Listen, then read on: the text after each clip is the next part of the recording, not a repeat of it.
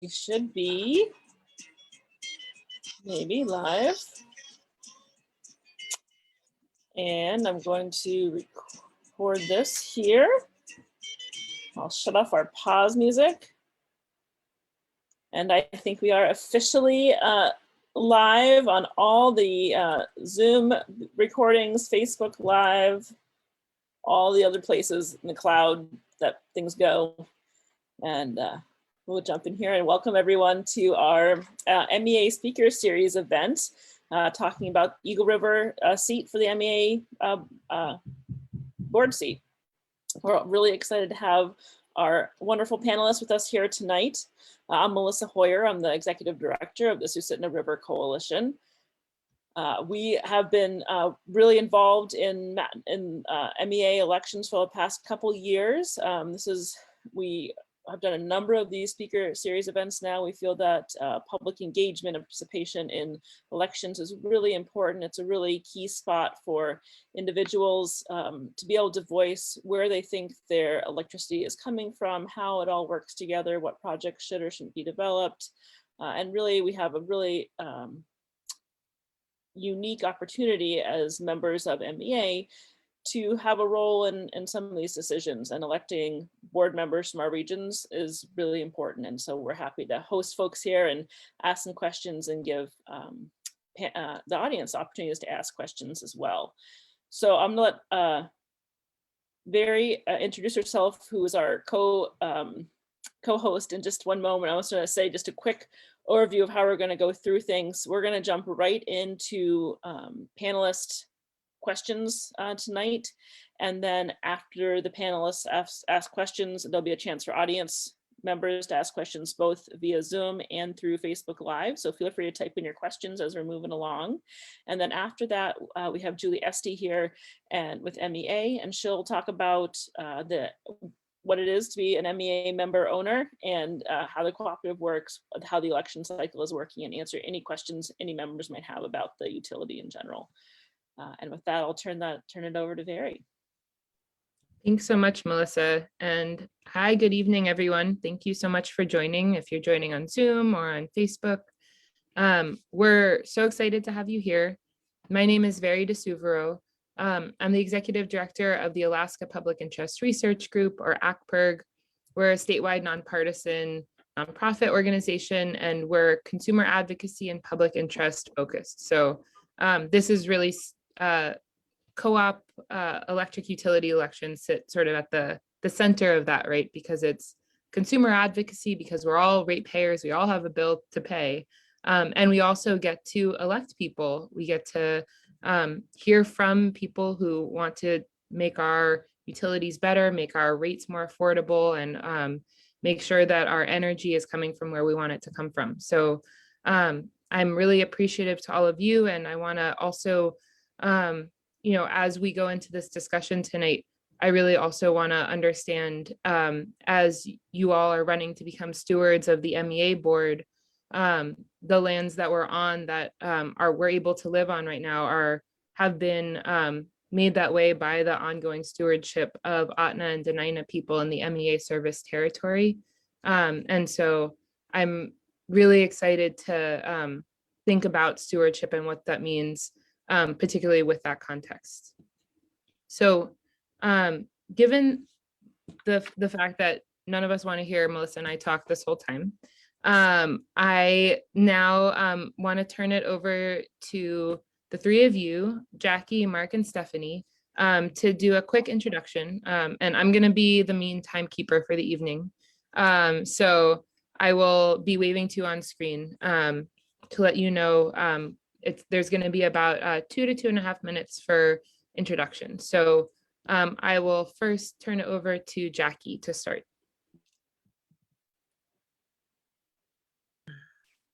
Well, good evening, everybody. I'm Jackie Ensley. I've lived in Alaska since... Jackie, I think you are unmuted still. Am I? Can you hear me? I can hear you. Okay. So again, I've lived in Alaska since 1981. I retired 4 years ago, and I have to say I really enjoyed being retired. but I've done my traveling and my crafting, and I'm ready to get out into the community. And that's why I decided to run for MEA's board. I also, when the opportunity came up, my first thought was, oh, I'm perfect for this. This is perfect, because I actually worked at MEA when I very first moved to Alaska, and I worked there for 15 years, a lot of different positions. So I really got to know the utility, how it works. I got a great education from my coworkers, and about electricity, about electrical safety. So I think that gives me a good base. After I was done at MEA, I got a degree at UAA, a dual degree in journalism and psychology. And then I went to work for IBEW 1547. And that job was mainly, I was the community relations coordinator. So it was mainly PR, community relations, volunteer coordination was a big part of it, event planning, that kind of thing. But you can't work for an electrical place like that without learning from the sidelines, so to speak. So I learned a whole lot more. I got to know many utility workers from around the entire state of Alaska. And also, as part of the IBEW, my job, I was able to attend the Alaska Power Association meetings. So again, I was able to, they're like the umbrella organization that helps all the electric utilities in the state of Alaska. And again, I got to learn lots and lots about the electrical industry. So I am environmentally conscious. I do want to look into renewables, as many as possible. And you know, if elected, I will definitely try to keep the cost of power reasonable and reliable and sustainable. Thank you. Thank you so much, Jackie. And now I want to turn it over to Stephanie. Great, thank you, Very. My name is Stephanie Jeffers. I grew up in Chugiak, Alaska, and then went off to get a degree at Whitworth University, thanks in part to an MEA scholarship. I was one of the early MEA scholarship winners, as were a few of my family members. Got my degree in biology and wildlife at Whitworth, and then spent a couple years up here at University of Alaska Anchorage, mostly to hang out with grandma while she was feeling ill, but ended up getting a degree, or finishing up my degree's requirements for a theater program. That is where I learned aerial acrobatics, which was just a fun side thing I did for a couple years at UAA before I went to UAF and got my master's in biology and wildlife. During my master's program, I served as a mentor for a number of different programs, including the Rural Alaska Honors Institute and the Changing Alaska Science Education Program. I love outreach and I love teaching. And part of my projects there were to bring science into the classroom and make it accessible for people, including when it comes to climate change. That is the reason I'm running right now, is because I think that we need someone who is taking an aggressive stance on green energy and sustainability. That is my #1 priority, running for MEA. In recent surveys, you've heard that MEA members, about 75% support more green energy on the grid. But when it comes to incorporating that and how much they're willing to pay, there's a disconnect there. And I think part of that is because there's this idea that green energy or sustainable energy will end up costing you more. But in the long run, it's a great investment. During my degree at UAF, I ended up getting a degree in sustainability science from the University of Hokkaido in Japan. And it was a great opportunity to talk to people who were rebuilding from Fukushima on how they were rebuilding and how they were seeing that as an opportunity to do better rather than just a stepping stone to have their ends met. I apologize, I'm freezing. I'm sitting outside my studio because I'm about to go teach aerial acrobatics. After getting all those science degrees, I decided that I wanted to go back to the circus. And I own my own small business in Eagle River called Cirque Boreal, where I teach aerial acrobatics to youth and adults. So I am on the board of the nonprofit, the Alaska Moving Arts Center, and really just want to make sure that I am part of shaping this community that I've loved for 30 years. Thanks so much, Stephanie. I hope you find a patch of sun. I might go over to the sunny side. Yeah, makes sense. Great. Now I'm going to turn it over to Mark. So hi, my name is Mark Hamm. I'm a lifelong Alaskan. I was born and raised up here in Alaska.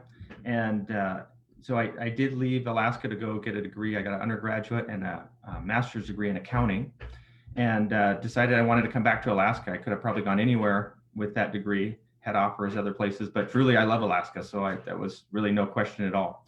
And you know, in relationship to the Susitna River area, I mean, I have a deep love for that area. I've floated about 7 or 8 rivers in the Susitna watershed. Caught hundreds and hundreds of king salmon and other you know, other fish, and I've shot 7 or 8 moose in the Susitna River drainage over the last 10 years. So you know, I definitely love that area and have a great love for that environment. Professionally, I'm a certified public accountant, so I'm into numbers and understanding things financially, you know, to make sure that businesses and corporations are sustainable. For the last 9 years, I've been the chief financial officer for the Aleutian Pribilof Islands Association. So that's a regional native corporation. We do social services and other programs out in the Aleutian Islands. And so, you know, that with my CPA experience, you know, I'm very detail oriented, and I can understand both how, you know, the important intricacies of an organization, but also those big picture items. I serve on I work with a number of the subsidiaries on the board of director level with my position. So I'm familiar with working at that type of level. And, you know, I believe strongly in the co-op model, and I think it would be a great opportunity to serve. And I have a skill set that would help me with my positions, which are that we need to have affordable power for our community. We also need to have sustainable power, you know, to make sure that we're not just thinking for this year or next year. We need to have a plan. And MEA has done a great job, I believe, overall, but I think there's things that can be improved. Also in relationship to making sure that community involvement for people that are maybe between the ages of 25 and 50. You know, I think there's a lot of people that have, you know, they just look at MEA as like they don't believe that they're members in it. They don't see any type of connection. And I think that's an important thing to make sure that the board has that outreach. And so that's why I'm running. I want to make sure we have safe, affordable, reliable power, and you know, make sure that there's good connection with our community and to represent Eagle River. Thank you. Thanks so much, Mark. That was 2 minutes 30 exactly. So thank you all so much. And I'm now going to, well, Melissa explained sort of the flow, but we're now going to go into our Q&A section. Melissa and I have a couple of questions prepared, each from the perspective of our own organizations. And so I will turn it over to Melissa to ask the first question, and I'd encourage members of the audience to have your own questions prepared as well. And feel free to use the Q&A feature, and we'll get to those right after this part. So Melissa, to you. Great, thanks, Barry. And I'm going to keep my video off since I think that was causing some issues for folks. So just as fairness, everyone, each of the panelists will get their chance to answer a question first, but all panelists will have the chance to answer all the questions. And just for folks in the audience, you can, as Barry said, feel free to start typing your questions in here. And I know there's quite a few people on Facebook Live. You can type your questions in there as well, and we'll make sure to get those answered after we ask these folks a couple. As everyone knows, I am coming from mainly the Susitna area, but the MEA covers the Susitna Matanuska rivers, both of those watersheds. The whole region is very important to us. I'll take my question here too, so you guys can see it. Stephanie, you actually kind of touched on this already in your introduction, but my question is that MEA members surveys have shown consistently that over 75% of our members support integrating more renewables. If elected, what will you do to advocate for a diverse energy grid, responsible renewables, and a carbon reduction goal? And Stephanie, I'll let you go first for this one, since you kind of talked about it in your intro, and then Mark will have you answer second, Jackie third, and then we'll switch that up for the next question. Perfect. Thank you, Melissa. So 75% was this most recent survey. Previous surveys showed even higher respondents of saying, yes, we want to invest in green energy. The disconnect comes when asked if you could pay $1 to $5 more on your bill every month, would you be willing to? And all of a sudden those numbers took a nosedive. First of all, I think part of the way we can advocate for green energy is dispelling this idea that green energy is significantly more expensive or consistently more expensive. It's a different kind of investment. It's the kind of thing that you pay for once and you see different kinds of returns. So I think that part of that is just making certain that this myth that green energy is always going to be more expensive is dispelled. And also that the last few years we've seen a couple of people, or a couple of excuse me, a couple of decreases in our rates. And if the question is, are you willing to pay more? People are going to say no. It's a terrifying thing, especially now when we've been hit so hard in 2020, to think that your bills are going to go up. But with those rate decreases, if that money could be invested back into green energy and renewables, I think that people would be much more open to investing in money that they were otherwise going to get back. So in terms of advocacy, it's hard to say, hey, I want to take more from you. But when you think of things like Operation Roundup, that people are happy to give just that little bit if it means that they know that they're taking care of their ends and that their ends meet. I think just those little bit of changes can really be a huge step. And so my big advocacy would be to make certain that people aren't thinking this is some huge investment that is significantly more expensive than other types of energy, but rather let them see that this is an investment for our future. Thanks, Stephanie. Over to you, Mark. Right, thank you. So, I also have seen those numbers. I think the exact number that was presented at the board of directors was 78% said that they would want to, they wanted to support integrating additional resources. And what Stephanie said is spot on, because the next slide that was presented to the board of directors at the previous meeting was that nobody wants to pay for it. And so that's one of the big issues that I think the board and MEA needs to address, is that there needs to be outreach to explain and help people understand what they're willing to do. Was it 2 weeks ago, there was a special board meeting where they discussed renewable energy and carbon reduction goal. One of the things that came out of that was potentially investigating the idea that people could, there was a subset of people that were willing to pay more money. And perhaps there could be a special tier where those that are willing could be put in a special pool to pay an additional amount. That's a start.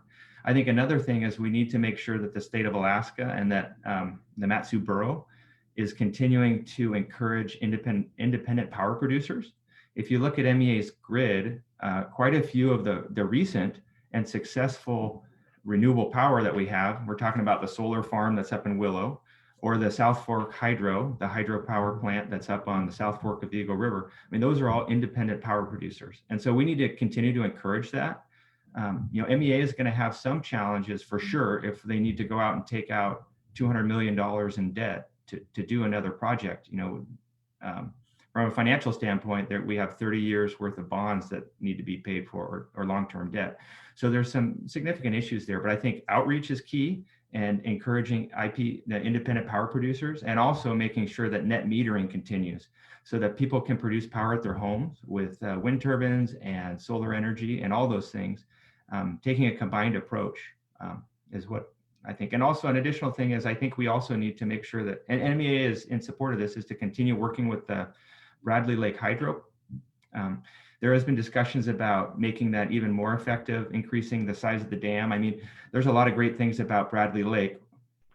It's paid for, but then also you don't have the problems that you have with the Susitna-Wantana Dam. I mean, Bradley Hydro is not that remote, and you don't have the same problems with the watershed with salmon and all those subsequent downstream effects that would be devastating. So that's what I have for that point. Thank you. Thanks so much. Jackie, over to you. Well, good question. both Stephanie and Mark had made really good points, and basically, you know, what they said. I don't know how much I can really add to it. I think that I saw that too. I was unable to attend the special board meeting they had, but I read the info on that, as well as the member survey, and exactly what Stephanie said. I immediately caught that disconnect between yes, you know, this large percentage of people, you know, want to do the renewable stuff, but nobody wants to pay for it. I think that the way that it's communicated and just giving is, you know, information to our members so that they understand what the process is with it would be helpful. I think the way messages are communicated are helpful. Also, you know, as far as paying extra, you know, it took a while, but the recycling, the garbage companies that, you know, they say, well, you can recycle, you know, I pay extra $10 or $15 a month. I'm not even sure, but it took a while, you know, until I got enough, you know, messages for it where I finally said, okay, you know, this is worth it. This will be worth it. So I think it's possible for MEA to be able to do the same thing.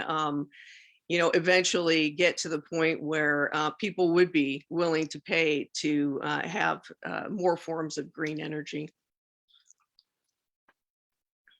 Thank you. Great, thank you, everyone. Vary's going to come in with the next question, and but before we start that, I know I discussed this with all the panelists, but just so the audience knows, the other two members running for this seat, Dan Floden and Don Liston, did also get invited to this forum. We didn't hear back from Dan Floden, and Don Liston declined his invitation. So just so everyone knows that everyone was invited to participate. And now we'll move on to Vary's question. Thanks, Melissa. And thank you all for your answers. So my next question, which I'll drop in the chat as well, is MEA is a cooperative electric utility, which means that member owners have a voice in MEA's operations as a member owner. What does being a member owner mean to you, and how would you like to see MEA engage further with its member owners?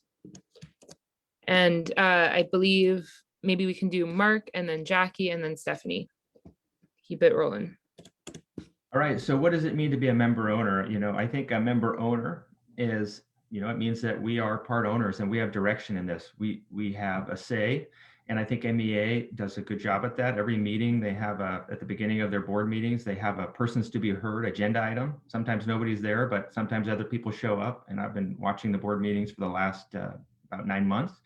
And, you know, the board seems to really respect the people that come. So I think that's one great thing, is that we can have a voice, we can control what is done. And then, you know, it all goes back to being responsive to the community, and also it lowers the cost. And you know, what it means to us is that we're member owners. So we have 5 people that are running. You know, all of us have a vision, and we want to pay back. And nobody's going to be on MEA board to really get rich. You know, you make a little bit of money as the board fees, but it's not to get rich. It's to help our community and to, you know, help that vision to create a sustainable power for not just us, but for the community, for our children and generations to come. Thanks, Mark. Over to you, Jackie. What does it mean to be a member owner? To me, that means being a participant in the utility. And it, you know, to me, it means I have the opportunity, and everyone has the opportunity to participate and to make a difference with the electric utility, as far as the rates, as far as the, you know, green energy and whatnot. Member owners are actual participants in these things.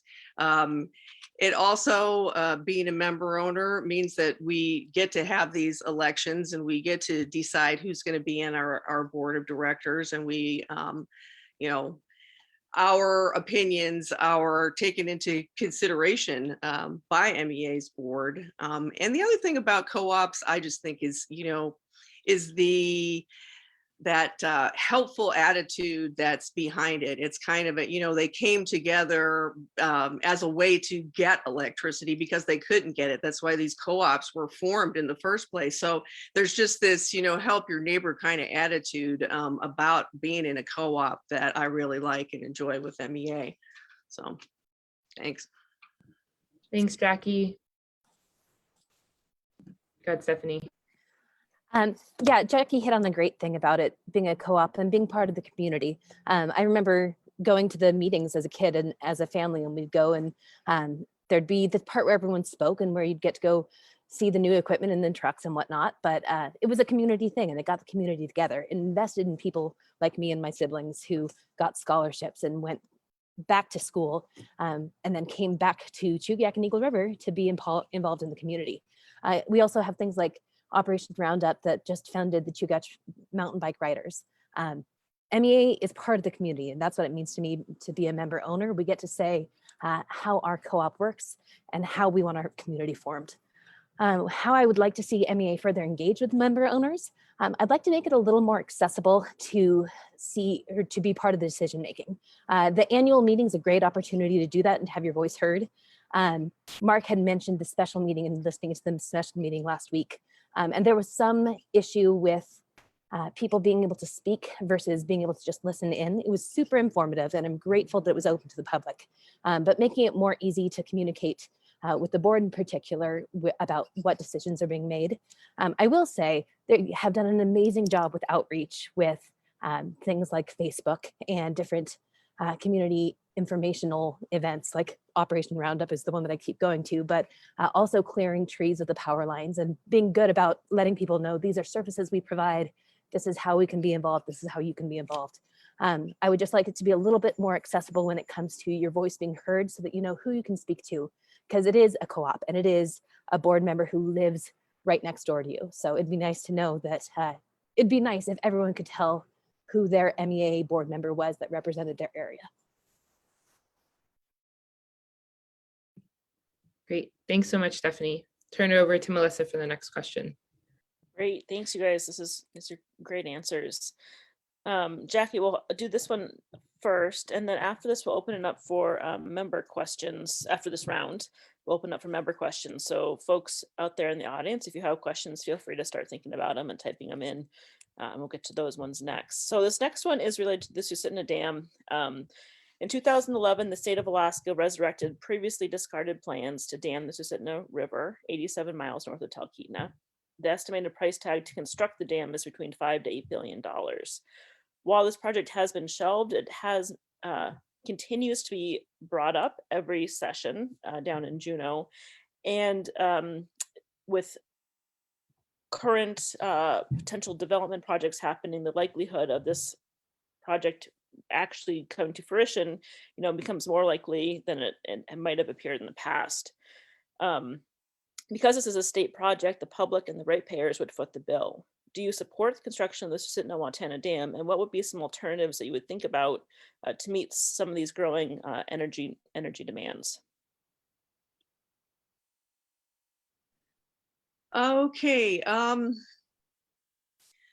so the Susitna Hydro, okay, I've been doing a lot of reading about it lately, and my first thought when it was brought up to me was when I first started working at MEA, they were talking about it way back then, and I thought, holy cow, this thing's been going on for a really long time.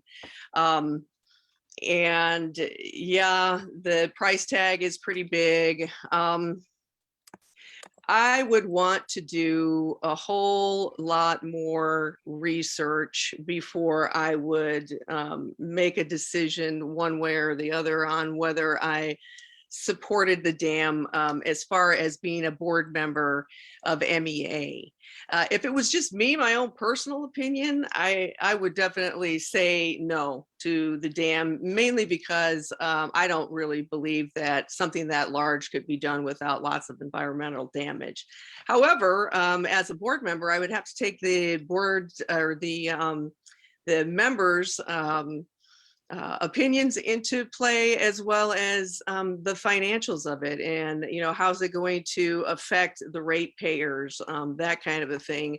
And not, I would really want to look at the big picture, and also as much of it as possible before I would commit to a decision. But I definitely lean towards the environmental end of it, because there's been some failures, and I would like to see us leave a nice planet for our children. And I think that at the rate that we're going on certain things, that's, it's up to us to try and make that happen. And that's why if we don't do that project, there are other ways of finding renewable, clean energy besides just this project. I know it's a big one. I know they've been talking about it for a long time. Whether it will ever actually go through, I don't know. I know sometimes it seems like it's getting closer, but it's still a lot of money, and there's still a lot of approvals that need to take place before it can actually go through. So I'm for looking into as many renewable energy ideas, and like Mark said, more net metering, more people providing power for themselves, that type of thing. Thanks so much, Jackie. Sorry to cut you off on that one. And I believe Stephanie, you're next. Great, thanks so much. This feels reminiscent of Pebble Mine, where Alaskan people over and over again have said, no, this isn't something we want, and somehow it keeps coming back. Yes, money matters, and it does matter that we're meeting our bills, but we know that there are other things that have a huge value in Alaska, and fish are on the top of that list. Mark mentioned that he goes fishing and hunting back there. The Susitna watershed is incredibly valuable, and the damage that's done isn't a matter of just fish and moose. It's also dollar signs. It's also the tourism industry. It's the town of Talkeetna having to deal with an entirely different beast. I'm against this dam, and while I might not be against all dams, in this particular instance, I think that people have said over and over again, this is not something that we want to give on. Yes, I'm for green energy, but when we're talking about sustainability, it's more than just, are you not using oil or gas? It's about the holistic approach. Are you protecting the environment, not just using green energy in terms of turbines or solar or hydro, but what is it doing to the fish, to the moose, to the wildlife, and to the people? And like I said, people have said this is not for us, and I'm against the Susitna Dam. Thanks so much, Stephanie. Mark? So the Susitna-Wantana Dam, I've never really been a big fan of that dam or the location. I mean, I find it quite remote, and the costs are just astronomical. And I think the chance of it being built is less and less every day, with the price of oil and our budget reserves for the state being, they're talking about taking all of our PFD. I mean, I don't know where they would come up with this money and how it would happen. I mean, the Mat-Su Borough has a railroad spur that goes to nowhere because they don't have the money to finish that to the port of, McKinsey. So personally, I don't think it's going to happen. I don't think, as a fisherman and environmentalist, but also just, I'm not a big fan of dams. I think they have their place, and the Bradley Dam is great. It provides really good power for us. That small dam that's on the South Fork of Eagle River, great. It's, it doesn't impact salmon. I think as a board member, I would need to assess it, and take the poll of what the community says, but I don't have a strong, I just don't think that that's probably the right spot for MEA and for our renewable power needs. Thanks, Mark. Thank you all. And we're now going to turn to member questions. So if you're listening on Facebook, or if you're want to just put it in the Q&A, feel free to ask any questions. Okay, we have our first question. Should MEA set a carbon reduction goal in terms of total carbon, not just energy efficiency like CO2 per kilowatt hour? What should that reduction goal be, and when should it be implemented by? Anyone feel so moved to take this question first? Stephanie, you're off Yeah, mute. I'll pop in. So there was, like we said, a recent meeting about carbon reduction, and MEA has a set carbon reduction goal. I'd have to go back and look at what exactly it was. However, if you read through the PowerPoint, it was something like, I think it was something like 28% carbon reduction in the next few years, with us already having achieved 21 just by putting in the new power plant. Just by having more efficient equipment, we're already the lion's share of the way there. So yes, that is a good way to measure things. That's one way to measure things. And any progress we can make towards reducing our carbon output is great, but we need to be thinking broader as well. So it's one thing to set our own goal. I'm fairly certain in the next 4 years, we'll see things handed down on high that those goals will be set for us. I would not be surprised at all if that were the case. So yes, I do think putting a carbon reduction goal is a reasonable thing, but rather than just thinking of it as a penalty, this thing that you have to hit or else, I think pushing for green energy, not just because it is the least carbon option, but because it is the future of electricity, is a better way to look at it, rather than look at it as a punishment or something that you have to be afraid of. Look at it as an investment in our future. Thanks, Stephanie. You know, I'll take a shot here. Is, you know, one thing while listening in to the special board meeting that was held several weeks ago, there's definitely opinions from the members of MEA on all sides of this issue. There was people that voiced concerns that said, hey, you know, is it even necessary? Does anything we do, is it even going to matter? And there's other people that said, hey, we really should have a carbon goal. You know, personally, I think if you're going to make a big strategic pivot like this to make a goal, that can help give direction to the entire organization about what the next steps are, because we may not know right now what the best way is to, you know, which renewable energy is going to be the best one. But if you have a goal and you can set a, you know, a reasonable goal and have something to work towards, then you can evaluate proposals and you can evaluate things. And you know, I think there is support among the members. There needs to be more education about you know, what those costs would be, and if people are willing to bear those costs. And most people are very concerned about what their power costs, and in the immediate term. So as Stephanie had mentioned, I think there is a carbon reduction goal. I believe the base year was 2012, from what I recall, and I think that's a good start, and that the board needs to keep this as an agenda item, as something that they're working towards and developing. There probably needs to be additional meetings to be held to gather more information from more stakeholders within the association, and to work up what a, you know, a goal and in a direction where members can view something and understand that, hey, we're working towards that.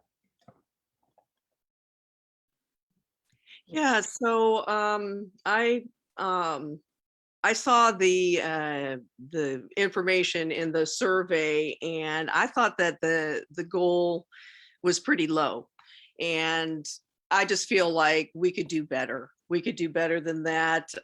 We should reach for higher goals, because this is the future. This is what's coming in the future, and we should be as prepared as possible.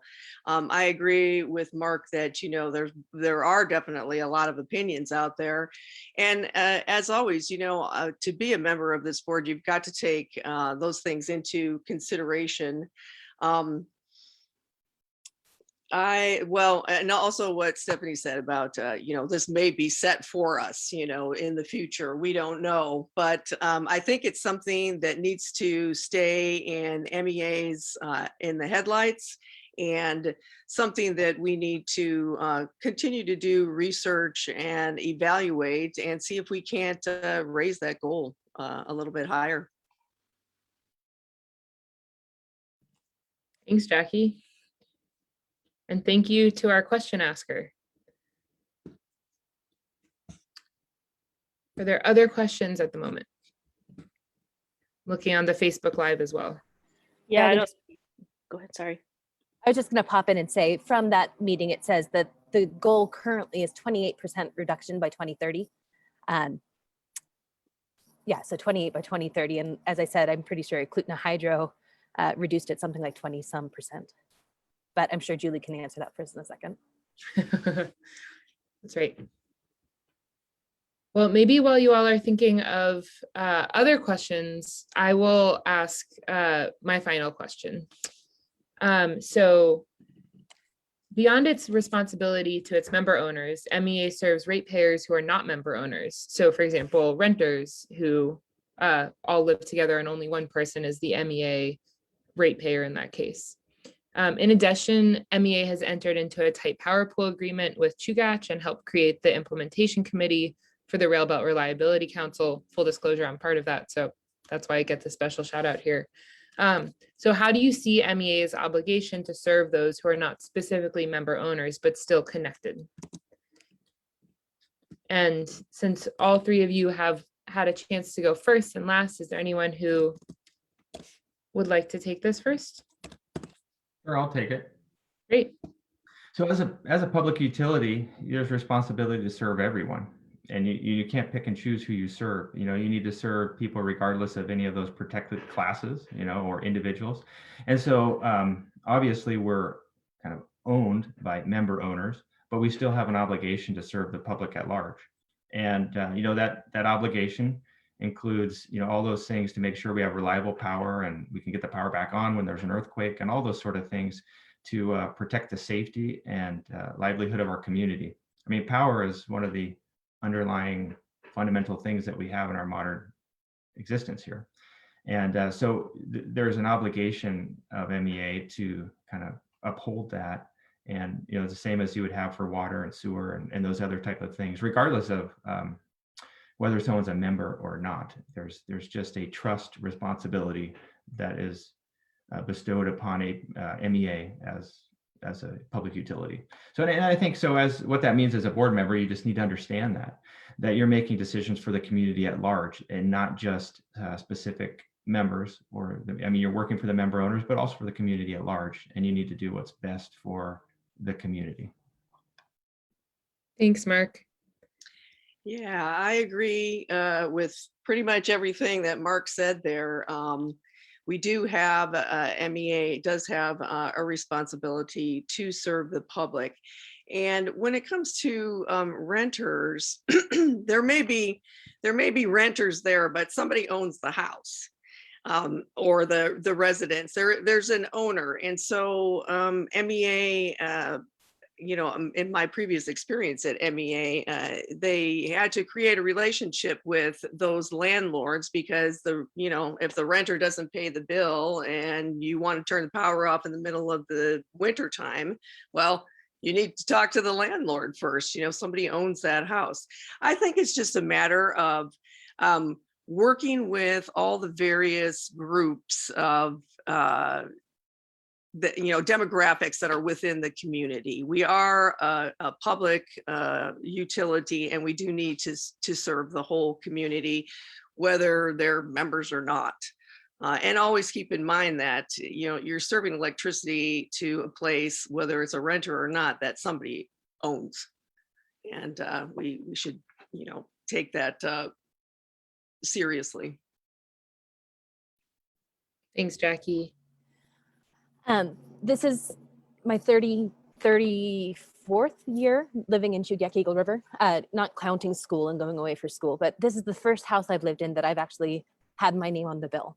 I've always thought of myself as an MEA member, but until this round, I wasn't a member owner. Like I said, I never really thought of that as a separate status. I was in the MEA co-op. I thought of it as my co-op. And I think of all places where you have a stake in things, well, technically it's just one vote per setup. I think that particularly with this co-op, everyone who is served considers themselves a member and part of this community. And I think MEA does a good job of treating people like that. So that's what I think in terms of our obligation to serve them. They're all part of our community. They're all part of our family, and sometimes literally our family. So I think it's really important that we view everyone who we serve as part of that. That being said, I actually have to step out and go prep for classes. Thank you so much for having me. Thank you for your questions. If you have any more questions, you can shoot me an email at s as in Stephanie Jeffers 2@alaska.edu. That's sjeffers2@alaska.edu. I'll type it in. But thank you all, Mark and Jackie. It's so nice to meet you. And thank you, Melissa and Barry, for hosting this. And thank you, Julie, for correcting all the things that we said wrong with the correct numbers once I leave. Thanks so much, Stephanie. And Mark and Jackie, so we have one more question for you too. And we'll make sure everyone's contact information, if they would like to provide it, we'll make sure it's available on our website as well. If they want that there. Have a good night, Stephanie. Thank you. Thank you. And Barry, I'll post one more question we have from an audience member here in the chat.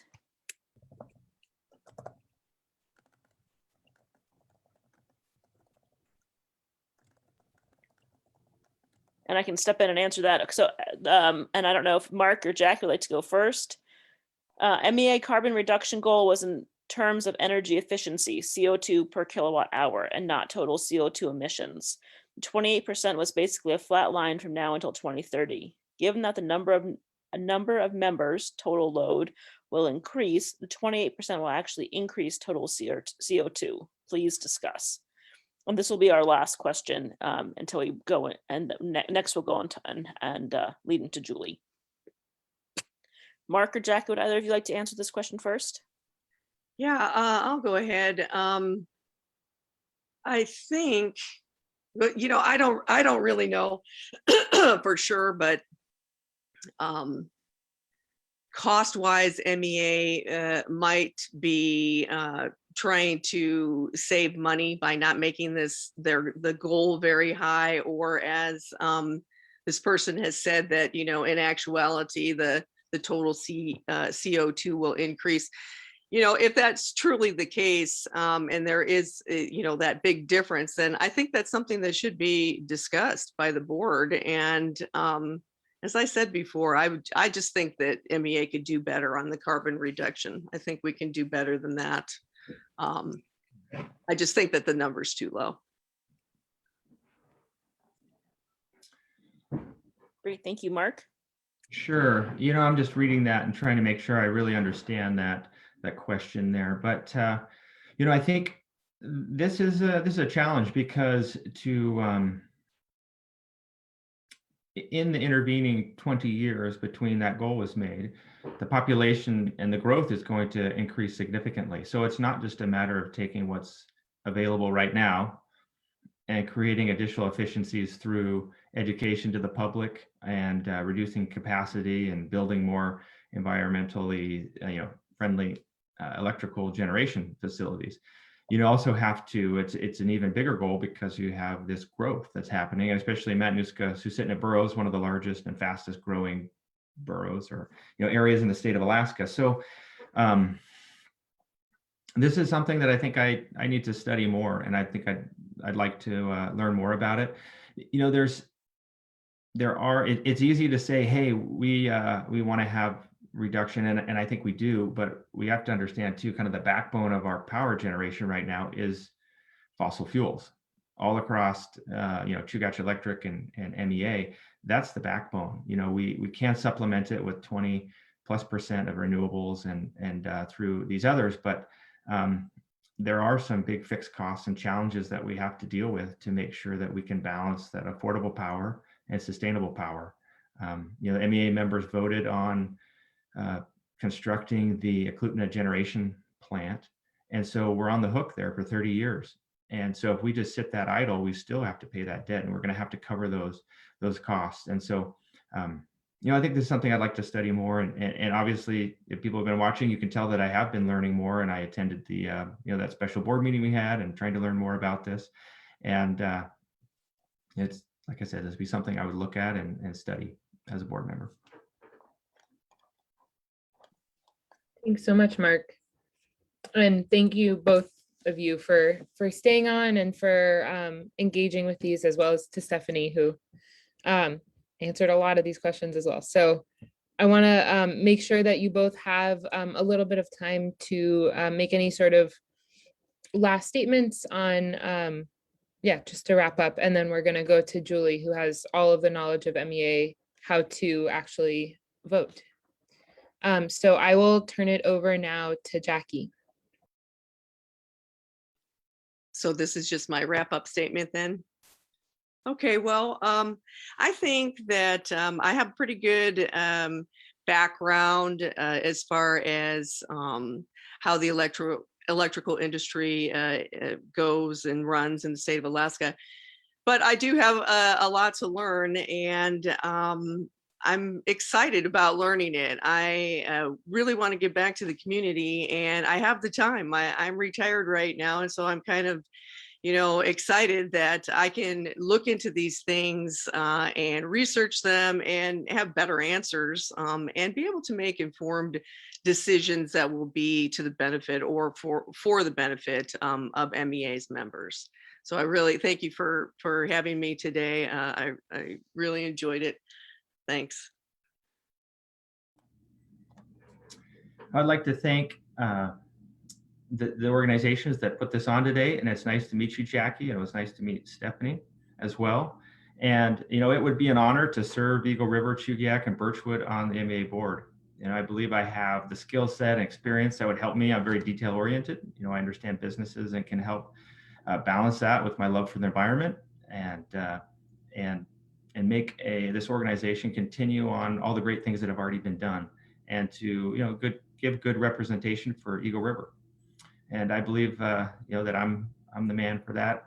But I hope the members can pick the best person that they think. And I think there's a lot of big decisions coming up in the next few years related to the environment and cost savings and all these things that are happening, electrical vehicles.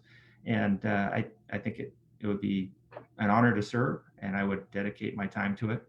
So in the comments, I put my email address. It's mwham@gmail.com. Also, I have a Facebook page. If anyone wants to follow that, it's Mark Hamm for MEA Board. You can search there. I have some pictures and comments and things that I've shared there. And it would be an honor to serve the community. And thank you, everyone. Excellent. Thank you both so much for all of your answers and comments and thought, and for being here with us tonight. And now I'm going to turn it over to Julie with MEA, and she can talk to us about all of the election details and all the things that are happening with that. And we'll have an opportunity to answer questions at the end as well. So if you have questions for Julie, feel free to type those in here to the chat box and on Facebook as well. And I've also posted Mark and Jackie and Stephanie, when she was here, I'll post your email addresses to the Facebook recording as well, so that those are there for everyone to find too. And Julie, we'd love to hear what you have to say. Thanks, Melissa. I really appreciate you all, both AKPIRG and Susitna River Coalition, hosting this forum. It's a really important thing for our members to get to know our candidates better. So thank you so much for taking your time and your energy and your bandwidth in all the kinds of ways to make this happen. And I also just want to say thanks to our candidates, Jackie, Mark, the others who are here and not. It's having member governance is the key to our organization. And without people stepping up and being willing to give their time to their community and to their co-op, we wouldn't be able to have a co-op. So Jackie and Mark, thank you considerably for stepping forward, putting your name in the ring. It's not an easy thing to do, to run for a co-op board seat. So thanks. And if you all are as excited about candidates as I am, here's what you do. You've got to grab this envelope that came to you in the mail. I'm not in the Eagle River District, but this is mine from the Matanuska District. And inside there's a couple key pieces of information. The first is your invitation to the annual meeting. And so this talks about we're doing the annual meeting virtually this year just to make sure that we can keep our members and our employees safe. So virtual annual meeting, that's where we'll go over all of what happened in this last year, what we're expecting to do in this next year. It's also a great time for member input. So there's a big section of public comment at the end. Since it's virtual, people have an opportunity to actually, hop on and ask the question themselves, or just put it in chat if you're not quite as outspoken. So that's a great opportunity as well for members to engage with the current board of directors. The election results will also be given at that meeting. But there won't be, in years past, when we've had in-person meetings, you've had an opportunity to vote at the annual meeting. Because it's virtual, unfortunately, all ballots have to be in by the Monday before April 26th. So the other thing that comes in your packet is this information book, and this has all the information you could need to know about how to vote and all the different candidates. This information is also on our website, so you can find that. And then if you are so inclined, there is a paper ballot where you, just like a Scantron sheet, you mark who you want to vote for and pop it in this envelope. And the key to this is to sign the back of the envelope. We have to verify that you who are voting are an actual member. Our election protocols are really strict to make sure that the integrity of our election is maintained. So you'll fill this out, put it in this envelope, postage is paid, and sign the back and send it in but you can't send it in on the 26th. We have to receive it by the 26th. The other great opportunity is to vote online. So if you have a Smart Hub account, I suggest you do if you don't. It's where you can pay your bill, check your usage, which is a really empowering tool, and also report outages, among a lot of other things. So you can hop onto your Smart Hub account, create one, or hop on one if you already have one. And you can, there's a little Vote Now button in the top right-hand corner. You just click that. They'll have the list of the candidates. You can also go to the candidate information there too, to find out more information. And then there's more information even on our website. There are videos from each of the candidates as well. So a lot of opportunity to understand who you're voting for. There are no bylaw changes this year to vote on. So it's just the candidates, and it's just for the candidates in your district. So, and as you know, I think Mark said it well, it's a really interesting and exciting time to be part of your co-op. And it's a transformational time in the utility space, both worldwide and especially here in Alaska. We're looking so much at that utility of the future and what innovation can bring. And while we're keeping our feet firmly grounded in the things that we need to provide, reliable, affordable electric service, we're an essential service. And so the board itself is that fiduciary, right, who is the ones responsible for making sure not only our financial health now, but also the longevity of this co-op, because everybody in this community is depending on us to have a strong, healthy organization. So that's just one of the goals of the board. And I think there's a lot of really fun things to be involved in, both as a board, but also just as any part of the co-op. So whether it's interacting with your board member or coming to a board meeting and giving your public comments, we love when members come and comment, positive or negative. We just really love to hear from members. You can interact with them through email and phone as well.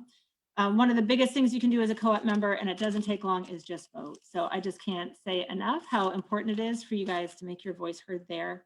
And then we have committees. There's spots open on our election committee, our bylaw committee. There's a proposal in front of the board in April to form an innovation committee around some of these new utility of the future concepts. And so that's going to be an exciting way to actually not only have your voice heard, but be part of that conversation and crafting those solutions for the future. And as I said, there's a lot going on right now, from not only looking at where the utility industry and where we want to go in the future, but we're also looking at new ways to do things just within our own state. So we're working, as Very had mentioned, on forming the Rail Belt Reliability Council, which is a more collaborative approach to planning and asset utilization and reliability. So it's exciting times. And then also we just, as I think several folks mentioned, we just love being part of the community. We host community events all the time. Come out and enjoy them with your family, whether it's our Kids Day at the ballpark. We did Tasty Treat Tuesdays this last summer to try to keep everybody socially distanced and safe. We try to be part of the parades, and we're always looking for members to join us there. So our board meetings are every Monday, the second Monday of every month at 4 p.m. And the public comments section is right at the beginning. So please join us for that. And in addition, as a follow-up to the carbon reduction meeting that's been mentioned, we will be having a follow-up meeting. We're just finalizing the dates for that. So we'll get that out as soon as possible. Because it was a special board meeting, there was limits in kind of the dialogue that was able to happen just because of how the board meeting protocols go. So there was a lot of chat that people wanted to ask questions and had feedback. And so we wanted to make sure that there's a space for that to happen. So we'll be scheduling that in the next few weeks, probably just towards the end of April. And that will be an opportunity to have that whole executive team that was conducting the different studies go through, you know, the details of how those all came together and the outcome, as folks have talked about here, that 28% by 2030. And that was really based on, we had folks looking at within our organization and outside consultants looking at what the different levers we had to pull and how they would impact both the system, the financials, and member interests. And so this was a very comfortable number that we felt like without raising costs and without impacting our system, we could achieve. So we're interested in hearing member feedback about that, absolutely, as always. But just to give a little bit of context behind that. And as Barry knows, I could nerd out on this stuff for hours, so I'll stop there. And because I see I'm already a minute over the time, but please feel free to call or check in whenever you'd like. I'm open. Great, Julie, thanks so much. Does anyone have any questions for Julie, either from the audience or panelists? Julie, I have a question. Are there any incentives, like prizes for people who Oh my vote? gosh, thank you. You know what? You had to mention that or somebody had to help me with that the last time. And Jennifer from our public relations team is on as well, and she can correct me if I mess this up. But we do have incentives for voting, both online and just regular voting. So vote early, but don't vote often. But if you vote early, then you're entered in the prize drawings for longer. So we're really trying to focus on online voting, just because the opportunity for online voting really just saves our members a lot of money. That being said, it's also, we don't want to exclude anybody who wants to vote who may have accessibility issues or just preferences in voting by paper. So we're keeping that alive too, but we're really trying to focus members on that behavior to vote online. So that's where a lot of the incentives, we're doing a weekly drawing for folks that vote online. And that first weekly drawing already happened. So it's happening. And then at the end, we'll also just, for everybody who voted, there'll be those fancy dancy ear pods that go in your ears and there's no cords. It's very cool. And then as always, we'll have incentives for joining us at the annual meeting. And there's always the beater truck and all those fun things. And the year of electricity too is another one that folks buy for. So definitely be involved. We're trying to incentivize as much as we can. But again, the biggest incentive is just being involved in your co-op. So thanks. Thanks, Julie. This was another great evening. I think there were some really good conversations and really good information. I think I just really appreciate you being here and all the panelists being here and everyone stepping up and running for this seat and being involved. And as I said, this is being recorded, so folks can continue to see this and hear these answers. For anyone who was unable to make it tonight, it's on our Facebook page. It's also on the YouTube page, or it will be by tonight or tomorrow. We've posted the email addresses that you all have provided here in these chats, and they'll be on the Facebook page as well. And there's information on the MEA website. Julie and MEA staff have been fantastic for answering questions and being really open. So I would encourage people to ask them additional questions about the election if you have them. And again, all these candidates, and please don't forget to vote. We posted the links to voting online in the chats on all of the platforms we're on right now. And we're also happy to answer any questions as well. So thank you all for coming tonight. Very, do you have anything you want to add? Nope, just deep gratitude to you all. And I believe there is also a presentation at the Chamber of Commerce tomorrow. If you just can't get enough of utilities and you want to hear Hamm more. River Chamber of Commerce tomorrow. Thanks, Barry. You guys are helping me out a lot, so thank you. Right, we read our notes, we came prepared, and so excited about utilities and these elections. So I hope you all go vote. This is so important and really, really an amazing opportunity. So thanks again to our panelists and to MEA and to Melissa for helping pull us all together. Hope you all have a great night. Thank Thanks, you. everyone. Nice Have to a meet good night. everybody. Thanks, Jackie. Thanks, Mark. Good night. Alrighty, bye-bye.